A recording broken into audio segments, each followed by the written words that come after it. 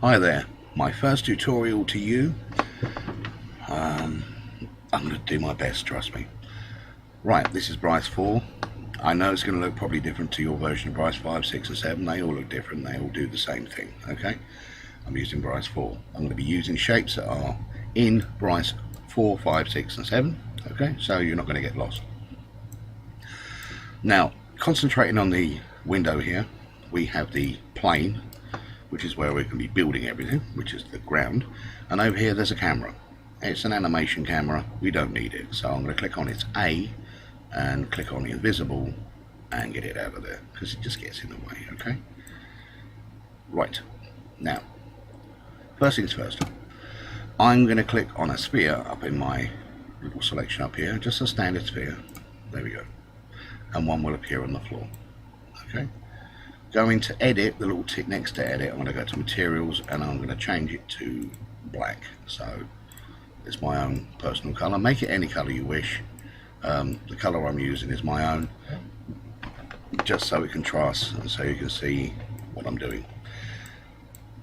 So we have one sphere. Now I'm going to click on its attributes here, and this tells you all about sphere 1. It tells you at the moment it's neutral. It tells you where it is, X and Z, left and right, and forwards and backwards in the Bryce arena. And it also tells you how high off the ground it is, not to mention its size. And that's a default size, 20.48 units in all directions, all axes, okay? Now, the thing we're going to do in here to start with is we're going to backstep the height. And we're going to make it exactly 50 units from the ground. Okay, I'm going to click on OK. So now I have a centralized sphere of 50 units from the ground, and the reason I've done that is so I know exactly where this is in my Bryce universe, this first sphere. Okay, dead center. Trust me, when you make mistakes in Bryce and you can only undo one move at a time, actually only one move you can undo, knowing your starting point is always very helpful. Okay, now this single sphere, clicking on its attributes again to bring up the window, we're going to move down from neutral and go to positive. Okay, so I've now turned that into a positive sphere, what I will do once I click on the tick. But before I finish in here, we're going to go down to size. Now I'm going to leave the X and the Z alone, and I'm going to backspace the Y, which is the height of this sphere, and I want it taller, so I want an ellipse. So I'm going to type in 40 and click OK. So now we have an ellipse, one ellipse in the middle of the Bryce arena, dead square. Okay, you got that? That's pretty easy so far, isn't it? Jolly good. Now the shortcut I'm going to give you now, I want to duplicate this sphere. I want exactly the same sphere, the same size, for the moment, in the same place. Now I could go down and make another round sphere and bring it up the same height and make it the same, everything we just done again, or simply click on the sphere you're using, highlight it so it's like that, and then hold down Control and tap D for duplicate. And now we have two spheres, one above the other, exactly the same. Okay, how did I do that? I moved it to one side with the mouse, and then I press Control Z, and that will undo that one move. Okay, right. Click on attributes on your new sphere, which is sphere 2, and go down to negative. Okay, now we're going to leave the height of this sphere alone, we're not going to touch it, but I want it to be thinner. So on the X I'm going to type in 10, and Z I'm going to type in 10. Okay, so you've got 10, 40 and 10, negative, click OK, and now I have a thinner sphere, okay, an ellipse, inside the original black one. The dotted lines now mean that it is a negative sphere. Using the reposition tool, we find out what is left and right. Well, X is left and right, that way and that way.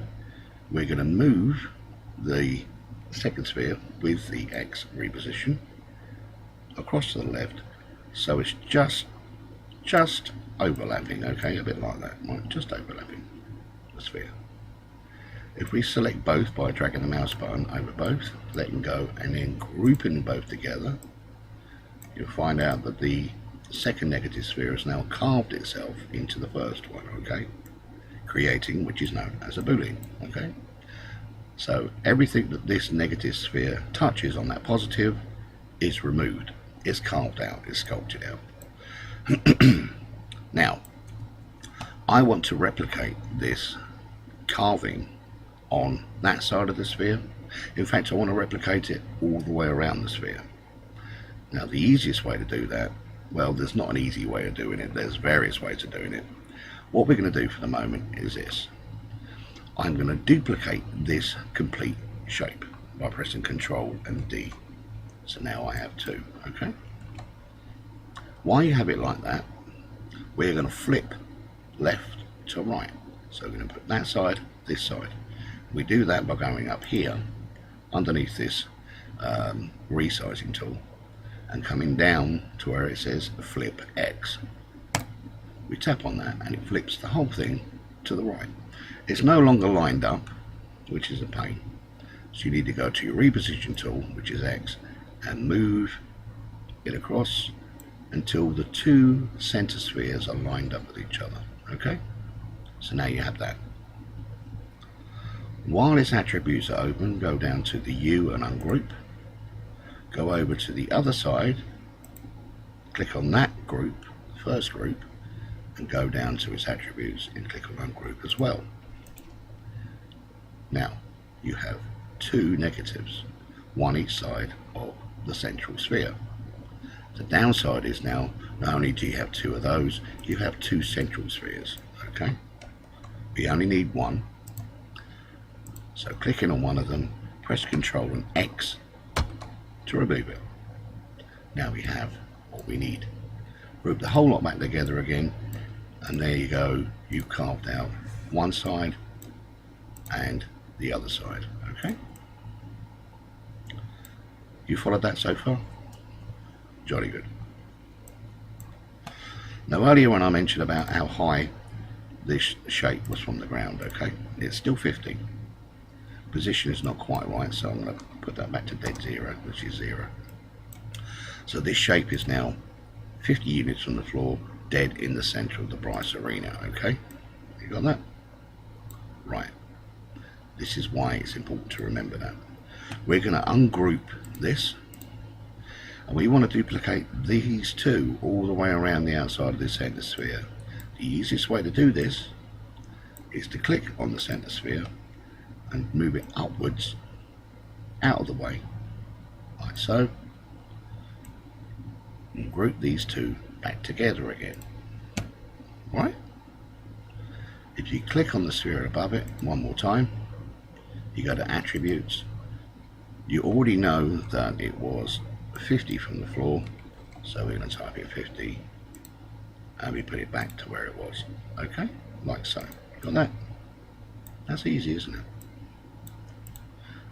Now, because the outside group is no longer connected to that Boolean, if we group everything together now, don't ungroup, just group, nothing happens because it's no longer part of the original sphere. It's in a separate group, which is group 2. So what we're going to do now is we're going to replicate these negative spheres. And the way we do that is by pressing Ctrl and D for duplicate. So now I have another 2. We go into its attributes, and I'm going to rotate it using Y, and I'm going to type in the numbers 90. So then we flipped it 90 degrees. So now I have 4. Okay.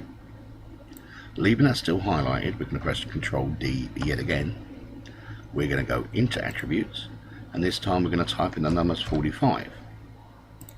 So you move that at a 45 degree angle. So we have that. Now we've got a bit missing here and there. Now what I'm going to do is I'm going to press Ctrl D again, go to attributes. If I go down here and type in 90, it'll put them back that way. If I type in 45, nothing will happen. So what I need to do is go this side of the 4 and put a minus. Okay. When I click on that, it will flip it the other way. So now I have that. come back down to your front view, highlight everything, ungroup everything, and now we group everything back together again. And voila, what you have is something like that, which I will call a chicken bone. Okay, you got that? All those negative spheres are now carved themselves out of that central sphere. Easy enough to follow? I hope so. That's part one. Okay, it's just part one. I'm going to do this slowly, there's no point in doing it too fast. Now what I would say is make a folder, call it whatever you want. I've got a folder called demo model, and save this completed part in there. Okay, so we're going to go to save as demo model, and I will call it leg part 1. Okay, now that is saved as leg part 1 in that position. We know exactly how high it is off the ground, 50. We know a lot about it already. Okay, so for now that's part 1 done. Part 2 will be coming up soon. I hope that's clear. If it's not, drop me a line and I'll see if I can reiterate or go over some other points with you. Take care. Thanks for watching.